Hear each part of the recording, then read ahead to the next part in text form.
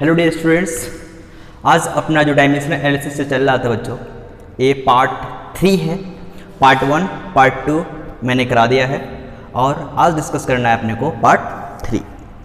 तो बच्चों पार्ट 1 और पार्ट 2 में हम लोगों ने, पार्ट 1 में मैं बेसिक डायमेंशंस के बारे में बात किया था, पार्ट 2 में प्रिंसिपल ऑफ होमोजेनिटी का हमने बात किया था और उसमें बहुत सारे न्यूमेरिकल्स हम लोगों ने किए थे।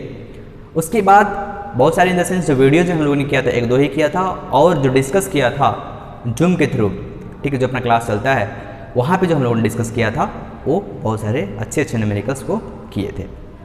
उसके बाद पार्ट 3 में अपने को कुछ ऐसा कंसेप्ट सीखना है जो कि एग्जामिनेशन पॉइंट ऑफ व्यू से बेहद इंपॉर्टेंट होते हैं, ठीक है, चाहे वो कॉम्पिटिटिव एग्जाम्स ही क्यों ना हो और वो होम एग्जाम्स में तो है ही इसका इम्पोर्टेंस। ठीक है, चलिए अपना लेक्चर्स को स्टार्ट करते हैं। ठीक है, अपना लेक्चर्स का जो टॉपिक है बच्चों ये है कि कोई भी रिलेशंस है, कोई भी रिलेशन है फिजिकल क्वांटिटीज़ के बीच का क्या निकालना है, रिलेशनशिप निकालना है, रिलेशंस निकालना है by using principle of homogeneity of dimensions और बाय यूजिंग डायमेंशनल एनालिसिस।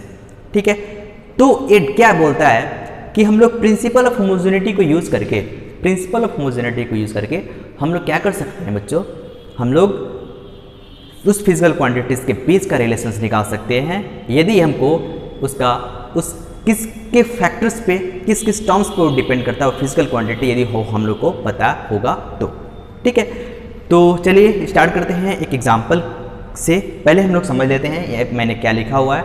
मैंने वही लिखा हुआ है जो अभी मैंने आप लोग को बोला है कि बाय यूजिंग POH मतलब principle of homogeneity of dimensions the form of equation expression for a given physical quantity can be obtain.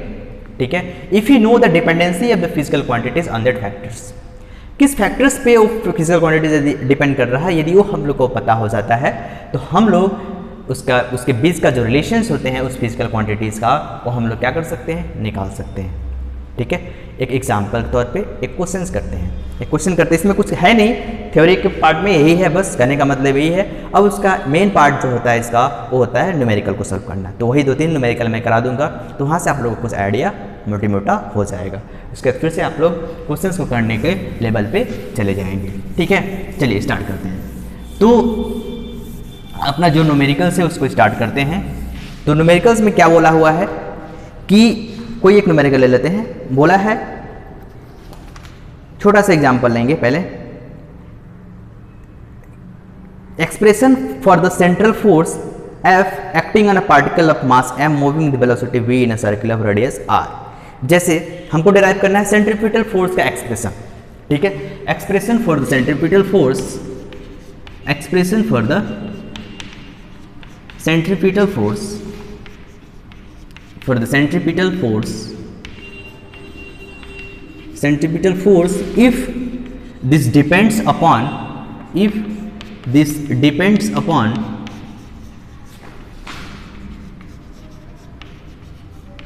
what mass, velocity and radius ठीक है, मतलब कोई भी बॉडी है, कोई भी पार्टिकल है, ठीक है, उसको हम लोग क्या कर रहे हैं, घुमा रहे हैं। यदि घुमाएंगे तो डेफिनेटली वो मास के ऊपर डिपेंड करेगा, किस वेलोसिटी से हम लोग घुमा रहे हैं उसके ऊपर डिपेंड करेगा, और फिर से रेडियस के ऊपर डिपेंड करेगा। तो यहाँ पे हम लोग कैसे प्रोसीड करेंगे, F is directly proportional to what, mass. If this depends upon mass, then there must be some power, there may be some power, then I have considered here the power as a small a, मतलब F is directly proportional to m ना लिखकर मैंने क्या लिखा हुआ है, m is directly proportional to m to the power a। ठीक है, सिमिलरली मैं क्या करूँगा, F is directly proportional to velocity लिखूंगा, तो वेलोसिटी की पावर क्या लिखूंगा, b लिखूंगा। F is directly proportional to radius, इसका पावर क्या लिखूंगा बच्चों, C लिखूंगा। ठीक है, तो अपने को क्या मिलेगा यहाँ पे, जब इस तीनों इक्वेशन को, इक्वेशन नंबर 1, इक्वेशन नंबर 2 और इक्वेशन नंबर 3, तीनों इक्वेशन को यदि मैं कंबाइन करूँ क्या लिख सकता हूँ, F इज डायरेक्टली, सीखते जाइएगा हम लोग इक्वेशन को कैसे लिखते हैं। ठीक है, ये बाद में बहुत काम आने वाला है। m to the power what, a into v to the power b into r to the power c।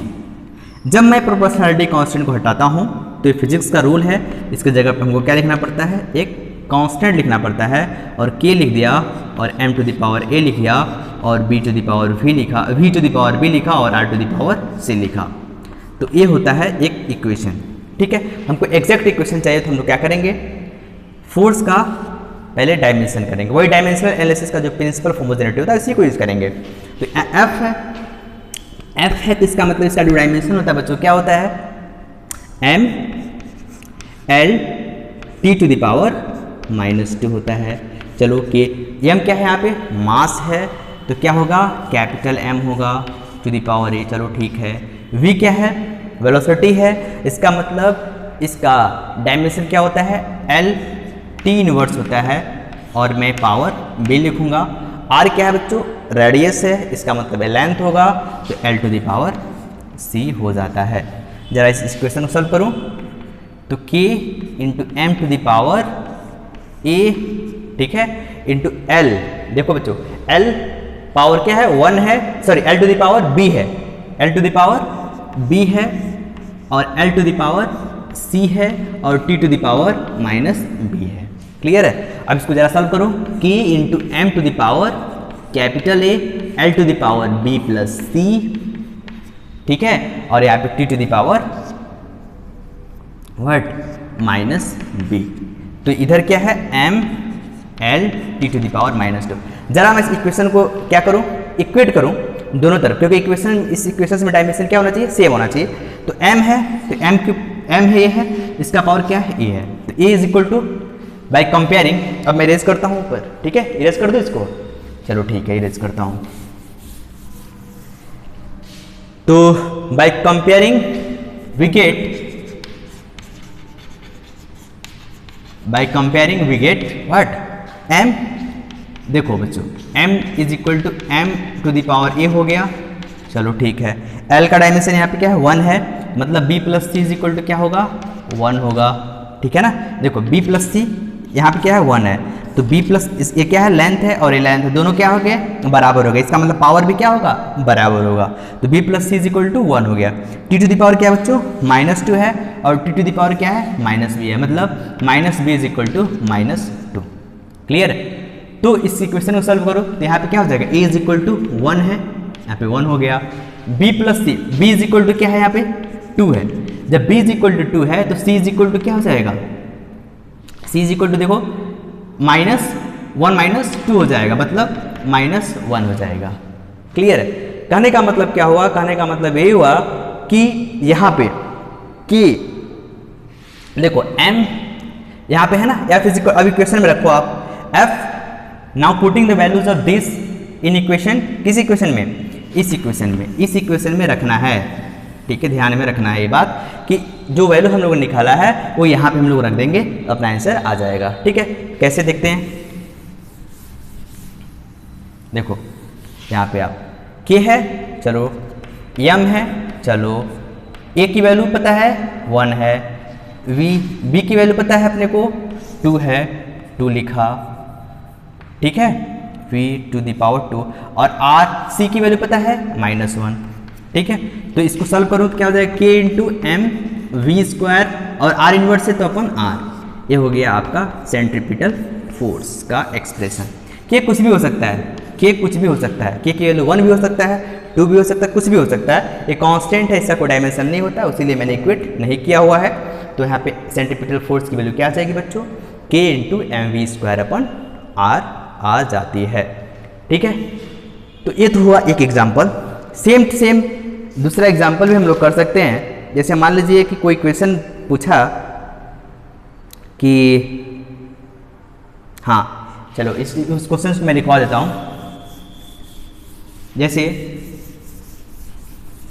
ये क्वेश्चन, ये समझ में आ गया होगा, एक्सपेक्ट करता हूँ। ठीक है, आसान था। ठीक है, दूसरा इक्वेशन क्या प्रूव करना है अपने को कि कोई वेलोसिटी है of the water waves depends upon the wavelength. कोई वेलोसिटी है, velocity of water waves, velocity of water waves depends upon, देखो किस पे डिपेंड कर रहा है, वेवलेंथ पे डिपेंड कर रहा है, वेवलेंथ पे डिपेंड कर रहा है यहाँ पे क्वेश्चन के अकॉर्डिंग, जिसे हम लोग लैम्डा से डिनोट करते हैं। फिर से किस पे डिपेंड कर रहा है बच्चों? डेंसिटी ऑफ वाटर पे डिपेंड कर रहा है। अब यहाँ पे आपका जितना डायमेंशन आप लोगों ने लर्न किया है यहाँ पे चेक हो जाएगा। डेंसिटी ऑफ वाटर पे डिपेंड करता है, ठीक है, जिसे हम लोग रो से डिनोट करते हैं, ठीक है। उसके बाद क्या बोला है? And the acceleration due to gravity, and acceleration due to gravity पे डिपेंड करता है। And acceleration due to gravity, ठीक है, इस पे डिपेंड करता है। मतलब बोले तो जी इस पे डिपेंड करता है, ठीक है। क्या बोला है क्वेश्चन में? Deduce by the method of dimension the relationship between the quantities, ठीक है। अब रिलेशनशिप क्या होगा? देखो v is directly proportional to क्या लिख सकते हैं कि सॉरी लैम्डा है, lambda to the power a, आसान सा। डेंसिटी पे डिपेंड करता है, चलो rho to the power b। उसके बाद एक्सेलरेशन ड्यू टू ग्रेविटी पे करता है, चलो lambda to the power c। कोई दिक्कत? नो दिक्कत। वही चीज़ प्रोपोर्शनलिटी कांस्टेंट को हटाने के लिए यहाँ पे क्या रखना पड़ता है? कांस्टेंट। चलो ठीक है, सॉरी रो है ना, ये रो का मतलब डेंसिटी मैंने लिख रखा है b g to the power c, ये हो गया आपका v। तो v क्या है बच्चों? वेलोसिटी है। इसका डायमेंशन l t इनवर्स के। लैम्डा क्या है? वेवलेंथ है, कोई लेंथ है, ठीक है। तो यहाँ पे क्या होगा? इसका डायमेंशन क्या होगा बच्चों? इसका डायमेंशन क्या होगा? कोई लेंथ है तो l होगा, ठीक है। और ये क्या है बच्चों? डेंसिटी है। तो डेंसिटी इज इक्वल टू आप लोगों ने क्या पढ़ा है? Mass by volume. तो ये क्या है बच्चों? वॉल्यूम है, ध्यान दीजिएगा, वेलोसिटी नहीं है, ठीक है। तो मास का डायमेंशन कैपिटल M, वॉल्यूम क्या है? L टू द पावर 3, तो ऊपर जाएगा अपन L टू द पावर 3, तो यहाँ पे क्या हो जाएगा? M into L to the power -3। तो ये चीज़ यहाँ पे मैं रखूँ डेंसिटी पे M L to the power -3 to the power B, ठीक है। ऐसे मैथमेटिकल ऑपरेशन जैसा ही करते हैं। जी क्या है? एक्सेलरेशन ड्यू टू ग्रेविटी, इसका मतलब एक्सेलरेशन है। इसका मतलब क्या है? M L T inverse MLT -2, ठीक है, टू द पावर C, ठीक। अब इसको सॉल्व करें जरा। सेम क्वांटिटीज को एक तरफ लेकर आए। L to the power A हो गया, L to the power -3B हो गया, ठीक है। और यहाँ क्या है? L to the power C है, L वाला हो गया। अब M वाला करते हैं, M to the power B हो गया, M into to the power B, M to the power C हो गया। चलो ठीक है। अब क्या बचा हुआ है? अब अपने पास टाइम का बचा हुआ है, तो time to the power -2C, ठीक है। समझ में आता है इतना? LT inverse. अब देखो आप LL को कंबाइन कर दो तो क्या हो जाएगा? L to the power A to the power -3B plus C, सारे ऐड हो जाएंगे ना, ये सेम बेस तो पावर ऐड, यहाँ पे भी same base power add, M to the power simple mathematics है B प्लस C, और यहाँ पे T to the power -2C। Clear है? अब क्या करना है अपने को? वही चीज़ कंपेयर करना है और अपना आंसर आ गया, ठीक है, आसान सा है। देखो LT इनवर्स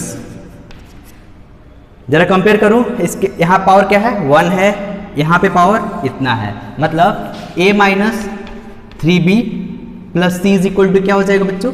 1 हो जाएगा। सेम चीज़ B plus C is equal to क्या हो जाएगा? 0। यहाँ पे M तो ही नहीं है, तो यहाँ पे M टू द पावर 0 कर देते हैं। जब कंपेयर करेंगे तो B plus C is equal to क्या हो जाएगा? 0 हो जाएगा। चलो अब T to the power -2C is equal to क्या है? -1 है, -1 है। क्लियर है? सॉल्व करें। -2C इज इक्वल टू, देखो यहाँ पे क्या है? T to the power -2C, तो -2C यहाँ पे sorry -2C is equal to -1, ये से cancel, C is equal to क्या हो गया? 1/2, ठीक है। तो यहाँ पे B is equal to -C है, this imply B is equal to what? -1/2। Clear है? अब B की वैल्यू पता चल गई, C की वैल्यू पता चल गई, तो A की वैल्यू पता चल जाएगी? बिल्कुल पता चलेगी, ठीक है। इसको मैं इरेज करता हूँ फिलहाल। देखिए काफ़ी आसान है, सिर्फ कंपेयर ही करना है यहाँ पे। तो A इज इक्वल टू क्या हो जाएगा? A की वैल्यू चाहिए ना, क्योंकि B निकल चुका, C निकल चुका, तो A इज इक्वल टू इसके according 1 + 3B, 1 + 3B - C, this imply 1 + 3, B की वैल्यू -1/2 सॉरी -1/2, ठीक है। -C की वैल्यू क्या है? 1/2। जरा इसको सॉल्व करें। 1 - 1/2 तो 1/2 -3/2 सॉल्व करेंगे कितना हो जाएगा 1/2 minus 3/2 this is equal to -1। मतलब a की वैल्यू क्या आ गई -1 आ गई। तो यहाँ पे हम लोग रख देते हैं, क्या दिक्कत है कि लैम्डा a की वैल्यू व्हाट -1, रो b की वैल्यू -1/2, g c की वैल्यू 1/2। मतलब k into g to the power 1/2 upon lambda rho to the power 1/2। ये हो गया velocity of this water wave, k into G to the power 1/2। ठीक है, तो आप लोग इसको सॉल्व कर लीजिए। तो क्या हो जाएगा k G to the power 1/2 upon lambda into rho to the power 1/2। ठीक है, यदि कोई भी कैलकुलेशन मिस्टेक नहीं है तो योर फॉर्मूला इज करेक्ट। ठीक है, कोई दिक्कत वाली बात नहीं है। ठीक, अब कहीं -1/2 आया क्या b की वैल्यू, b की वैल्यू -1 सही है, c की वैल्यू 1/2। यहाँ पे क्या निकला हुआ है a की वैल्यू 1/2 और b की वैल्यू 0 आया हुआ है। यहाँ पे b की वैल्यू कुछ गलती किया है क्या, ml to the power -3 l to the power -2। अच्छा, g की वैल्यू मैंने गलत किया है, यहाँ पे l to the power mlt मैंने ले लिया, फोर्स का मैंने ले लिया था। ठीक है, तो आप लोग करेक्ट कर लीजिएगा। ठीक है, टाइम यहाँ से प्रोसीड कीजिएगा। मतलब मैंने कॉन्सेप्ट बता दिया है। ठीक है, कॉन्सेप्ट मैंने बता दिया है, उसके अकॉर्डिंग आप लोग क्वेश्चंस को प्रोसीड कर लीजिएगा। ठीक है, अब इससे भी रिलेटेड मैं कुछ क्वेश्चंस आप लोग को न्यूमेरिकल के फॉर्म में दे दूंगा। ठीक है, अच्छा खासा क्वेश्चन है। ठीक है, वहाँ से कम्पिटिटिव एग्जाम में चाहे नीट हो, चाहे जेईई मेंस हो, चाहे BHU इंट्रेंस एग्जामिनेशन हो, चाहे कोई भी इंट्रेंस हो, स्टेट इंट्रेंस एग्जामिनेशन हो, TMM हो, UPTU है, AKTU कुछ भी है, वहाँ से क्वेश्चंस एक आध दो तो डायमेंशनल एनालिसिस से तो मिल ही जाते हैं। ठीक है, यदि आप लोग का सपना बड़ा है तो क्वेश्चंस को करते रहिए। ठीक है, कुछ क्वेश्चंस इससे रिलेटेड मैं वही चीज़ PDF फॉर्म में मैं ग्रुप में डाल दूंगा, अच्छे से एंजॉय कीजिएगा। उसके फिर से इसको हम लोग डिस्कस कर लेंगे। ठीक है, thanks for today and all the best for tomorrow, enjoy your life.